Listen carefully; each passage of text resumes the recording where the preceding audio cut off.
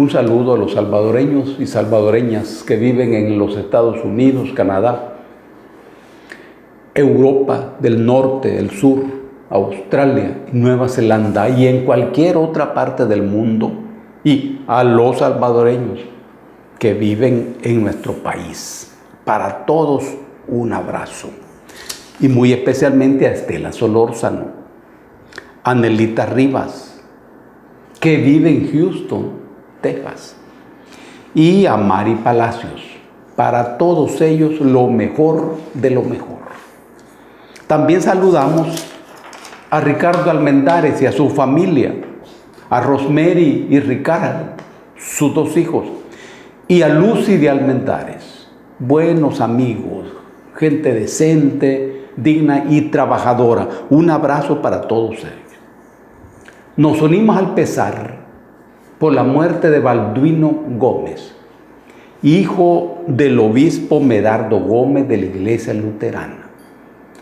Compartimos el pesar por la muerte realmente temprana de Balduino.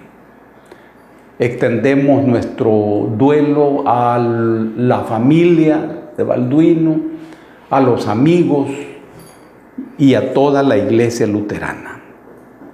Este viernes pasado estuvimos en el 16º Festival de la Semilla Nativa que se realizó en Concepción Batres. Ahí hubo una presentación de cultivos y cosechas de la región basada en la semilla nativa.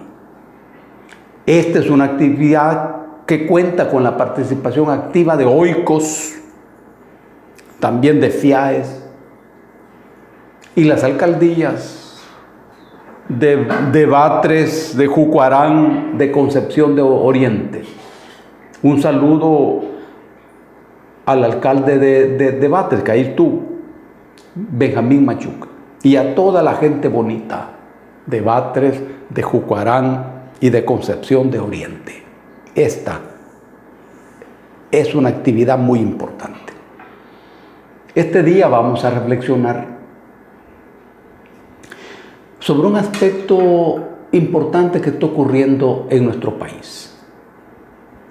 El nepotismo es una figura en donde el dueño del poder pone las estructuras de ese poder al servicio de su familia. Esta es una manera de usar el poder del Estado. Normalmente, el Estado es un aparato que es utilizado por el sector dominante de la sociedad en cada momento histórico. El sector dominante, con sus diferentes expresiones, con sus diferentes agrupamientos. Cuando aparece un personaje que pone preponderantemente el aparato del Estado al servicio de la familia, esto es lo que se conoce con ese nombre, que viene de un personaje que se caracterizó fundamentalmente por eso, de apellido Nepot. Aquí ocurre lo mismo que ocurre con la guillotina, que fue inventada por un personaje, un médico de apellido Guillotín. Este es el origen de ese nombre. Ahora bien, en nuestro país, eso ha sido una costumbre sempiterna. La familia, los amigos, los allegados a los sectores gobernantes se lucran del poder del Estado. Ocurre que el Estado es un aparato de distribución de recursos. En el Estado se maneja lo que se llama hacienda pública. Formalmente la hacienda pública se expresa en lo que se llama presupuesto del Estado, en donde se usa para atender las diferentes necesidades de la sociedad. Formalmente ocurre así. Pero en la estructura de ese aparato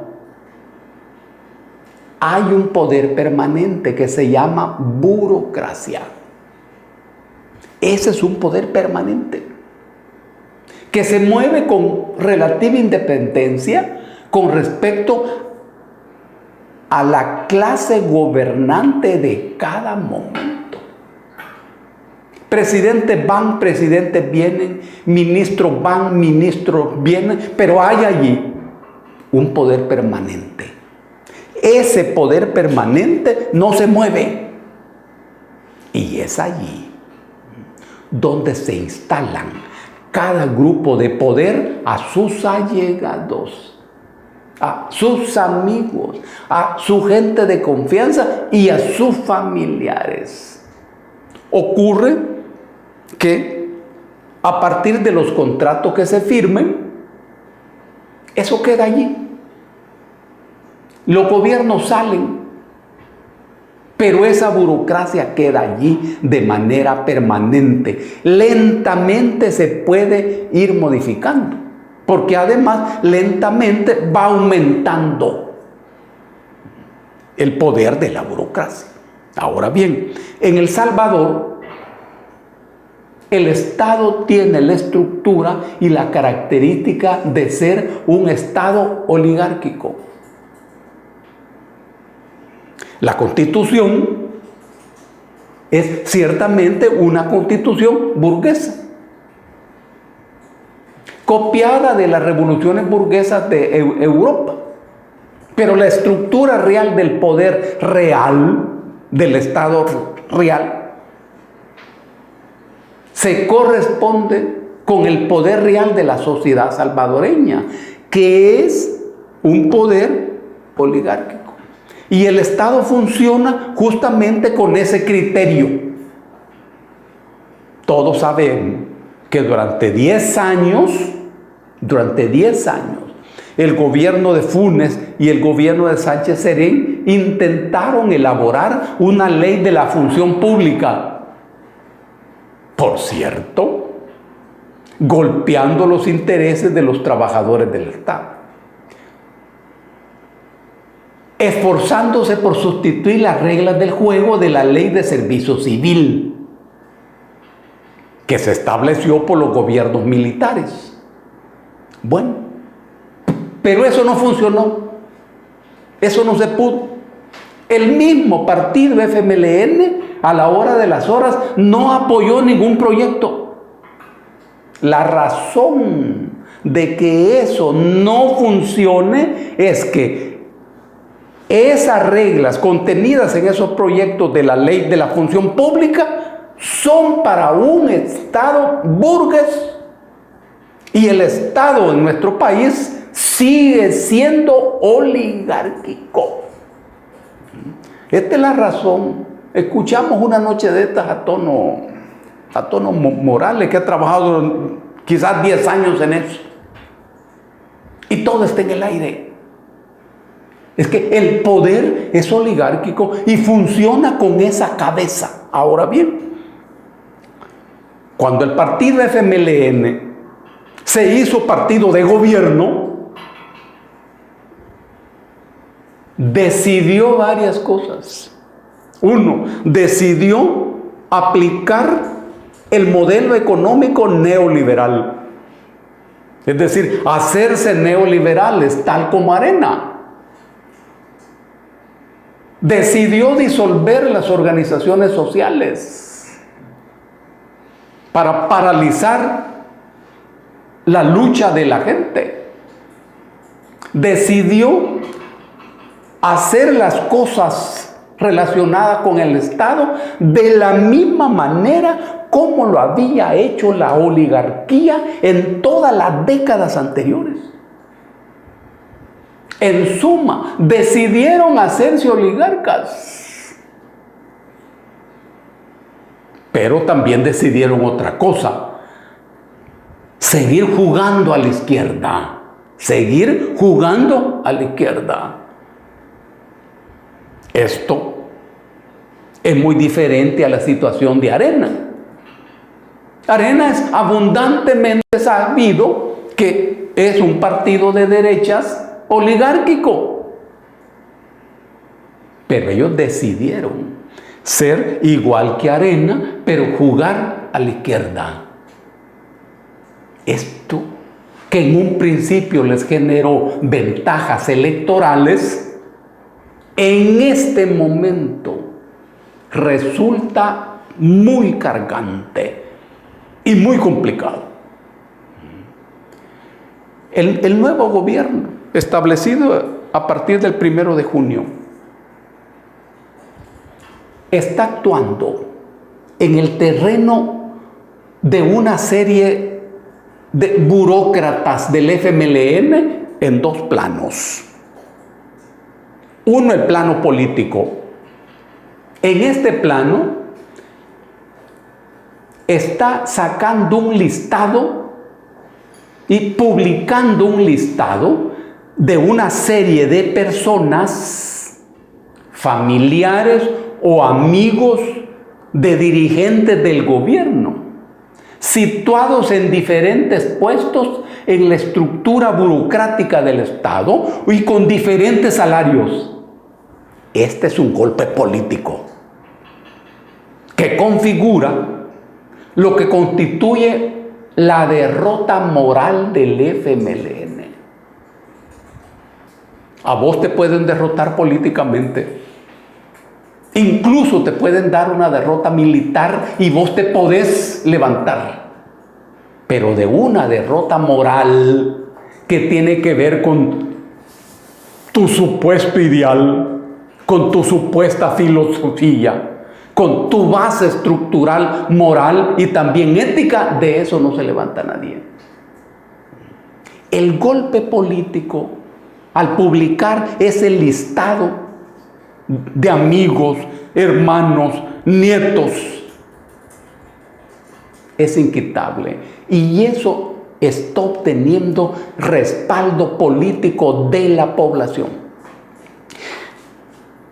La gente del FMLN sabe hoy cuánto odio y cuánto rencor se acumuló en el corazón del pueblo, fruto de toda su participación en el gobierno y fruto además de su gestión directa en los últimos 5 años y también de la gestión de Mauricio.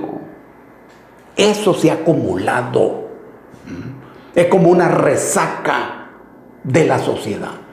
Y cuando el actual gobierno publique esos nombres, la gente apoya.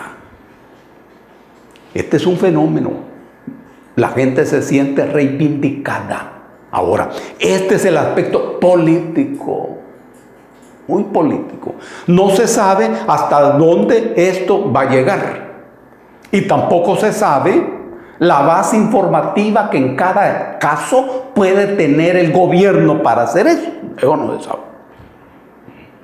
Lo que sí se sabe y se entiende que esto está situado en el terreno político y que no hay defensa para semejante nepotismo. Y los mismos militantes de ese partido han de aprovechar este momento para abrir su cabeza, para abrir su mente a semejante fenómeno que es muy posible que ellos mismos no conocieran en toda su dimensión. Ahora bien, hay en esta coyuntura un escenario jurídico. El presidente da una orden a determinado funcionario. No es el presidente el que ejecute esa orden. Será el ministro correspondiente. Pero aquí ya entramos en otro terreno. Porque si hay contratos debidamente firmados, estamos en el territorio del debido proceso.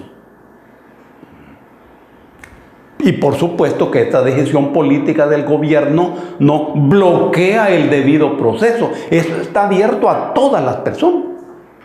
Y debe estar abierto a todas las personas. Pero este es otro universo. Es otro universo. El fenómeno político está dado. Ahora bien, ¿cómo se lucha eficientemente contra el nepotismo? Aquí hay una relación parecida a la lucha contra la corrupción y la lucha contra los corruptos. En esencia, la corrupción no tiene que ver con el fenómeno del ser humano. La corrupción tiene que ver con el fenómeno del poder. Cuando la Constitución dice que los funcionarios son delegados, está presentando ante la cabeza del pueblo el punto clave. Porque delegado es todo aquel que ejerce un poder que no le pertenece, un poder ajeno. Esa es la esencia del delegado. Y la Constitución agrega y dice, y no tienen más atribuciones que las que expresamente les da la ley. ¿Cuándo aparece la corrupción? Cuando ese funcionario usa ese poder que no es de él como si fuera propio. Esta es la esencia. Ahora bien, nos damos cuenta que este es un fenómeno estructural que tendrá una salida y una solución estructural. Si se afronta la corrupción combatiendo al corrupto, la corrupción queda en pie, adoptará otras formas. Lo mismo ocurre con lo que estamos abordando. El hecho que en el aparato del Estado se sitúen las familias de los funcionarios parece natural.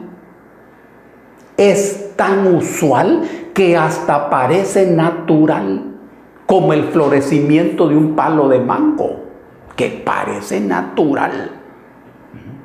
Lo que ocurre es que en la estructura del Estado está abierto el camino y la ventana para que esto ocurra. Por ejemplo, ¿cómo se organiza en el Estado el tema de los salarios? ¿Por qué una persona puede ganar $4,000 y el otro puede ganar 1,000 y el otro 500? ¿Qué es lo que se toma en cuenta para que este fenómeno ocurra? ¿Hay una política expresada en una legislación que regule esto o no hay? No existe. Nada de eso existe. La estructura del Estado es lo que apareció en la década de 1950 del siglo pasado. Eso es lo que está en la Constitución. En los momentos en donde una o un sector de la oligarquía decide pasar a la industrialización del país. Y entonces se inicia el montaje de una estructura adecuada para eso. Viene la Universidad de El Salvador, se democratiza la universidad. Pero el Estado siguió siendo un Estado oligarca. Es muy importante, sin duda, para la educación política de la gente, el manejo de esos nombres que están mostrando la corrupción. Pero es más importante la adopción de una política que resuelva esto y que vuelva esto más difícil. La cura no es el Estado burgués, no. En los otros estados de la burguesía desarrollada también ocurre esto. Lo que ocurre es que no ha de ocurrir con tanta impunidad, con tanto desenfado, como ocurrió en el gobierno anterior. Y quizá como ocurrió también en todos los gobiernos anteriores. Qué bueno que hoy el pueblo tenga oportunidad de darse cuenta de eso. Y qué bueno que la gente tenga abierto el camino del debido proceso. Un abrazo para todos y para todas. Cuídense mucho.